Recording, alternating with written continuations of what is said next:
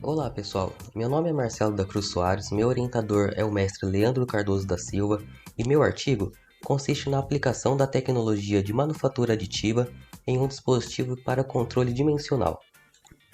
Uma produtividade em grande escala é exigida em diversos segmentos, como por exemplo a mineração, que para conseguir atender a alta produtividade que o mercado exige, seu processo de controle dimensional deve ser realizado de forma rápida e precisa, sendo esse o motivo pelo qual muitos fabricantes optem pela utilização de dispositivos, ao invés de realizarem esse processo com instrumentos tradicionais. Normalmente, esses dispositivos são confeccionados em aço ou alumínio devido às suas ótimas propriedades. Porém, além da possibilidade de haver falhas nas operações convencionais, ele pode apresentar uma massa muito elevada. Portanto, devido a essas necessidades, o objetivo dessa pesquisa é substituir o aço pelo compósito de poliamida em um desses dispositivos através da tecnologia de manufatura aditiva.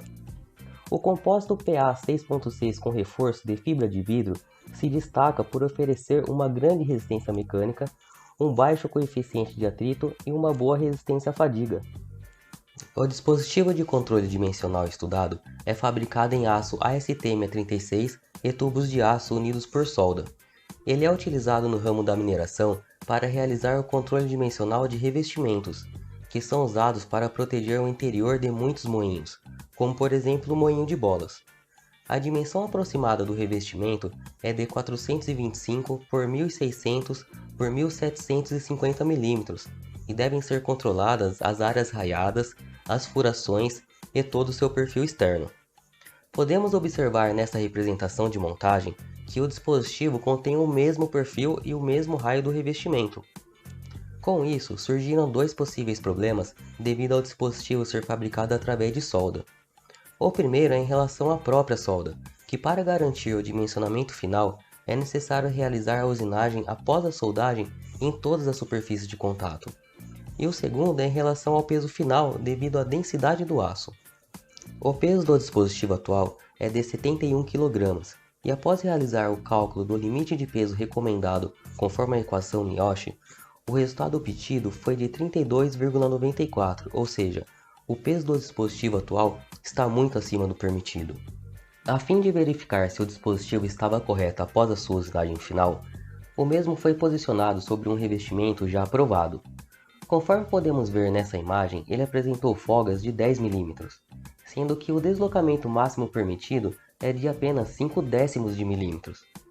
E devido a essa divergência, foi realizada uma análise estrutural por método dos elementos finitos para solucionar a causa do problema. O deslocamento máximo encontrado na análise foi de 0,24 mm. Então, por que ele apresentou folgas absurdas no teste físico? Sua usinagem foi realizada em uma mandrilhadora CNC na posição vertical, conforme essa imagem.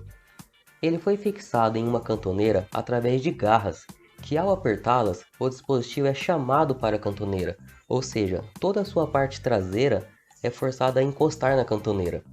Feito isso, foi realizada a usinagem. Agora, se durante o processo de soldagem ocorreu alguma torção ou deslocamento que comprometesse o alinhamento de todas as peças localizadas na parte traseira do dispositivo, ao soltar as garras, essas peças voltam para o seu posicionamento anterior, ocasionando em um perfil não conforme. Portanto, chegou-se à conclusão de que o erro não foi do projeto, mas sim do processo, que foi realizado de maneira errada. A proposta desta pesquisa é realizar a troca do material desse dispositivo de aço para o compósito de poliamida com fibra de vidro através do processo de modelagem de deposição fundida com a tecnologia de manufatura aditiva e assim dispensar as operações de soldagem e usinagem. O compósito PA 6.6 GF50 se destaca em relação aos compósitos, porém, devido à sua inexistência em filamento, será realizado o estudo também no PA 6 GF30, que é um material existente no mercado em filamento. Primeiramente, foi realizada outra análise estrutural alterando somente o material do dispositivo para o compósito PA6 GF30, e o deslocamento encontrado foi acima do permitido. Porém, mesmo se ele apresentasse um deslocamento aceitável, seria necessário realizar algumas alterações na sua geometria para atender às características do novo material, do novo processo e também algumas exigências específicas do dia a dia na fábrica, como por exemplo, uma estrutura mais robusta devido ao dispositivo ser utilizado para controlar peças de metal em um ambiente com grandes riscos de colisões, pois o seu posicionamento no revestimento é realizado de forma manual por duas pessoas. Com exceção do limite de escoamento, que foi adquirido de acordo com dados da dissertação do mestre Leandro Cardoso da Silva e de diversas comparações entre compósitos semelhantes, todos os dados necessários para realizar a caracterização dos materiais estudados foram adquiridos nos datasheets da Xtrend e da Tecnil. Com a geometria definida e os materiais já caracterizados, foi verificado então a massa com ambos os materiais, obtendo 31 kg com o compósito PA 6.6 GF50 para injeção e 23,1 kg com o compósito PA 6 GF30 em filamento. A primeira análise realizada foi com o compósito PA 6.6 GF50 e o seu deslocamento máximo encontrado foi de 0,17 mm, ou seja, ele atendeu os requisitos do projeto. Porém, como anteriormente mencionado, devido à sua inexistência em filamento, foi realizado também a análise com o compósito PA6GF30, que é um material existente no mercado já em filamento. Mesmo com uma porcentagem de fibra de vidro significativamente menor, o seu deslocamento máximo foi de 0,22 mm.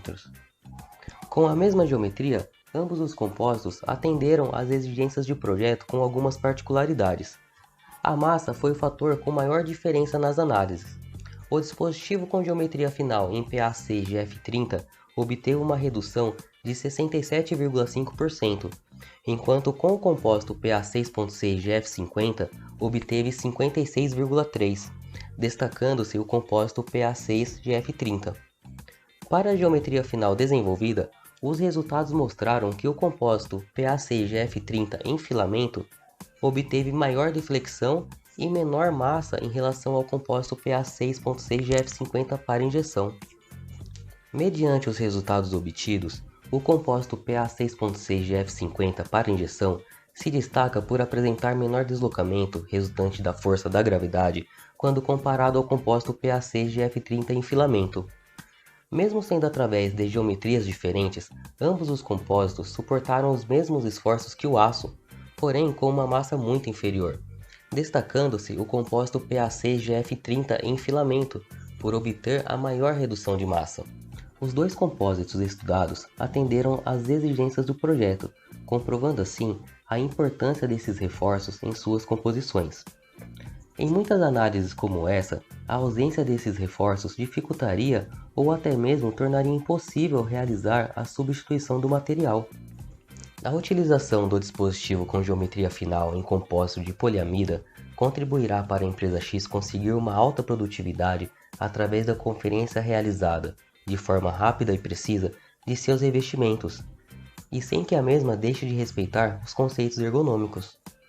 Aqui estão as referências utilizadas e espero que esta análise contribua com análises futuras. Muito obrigado!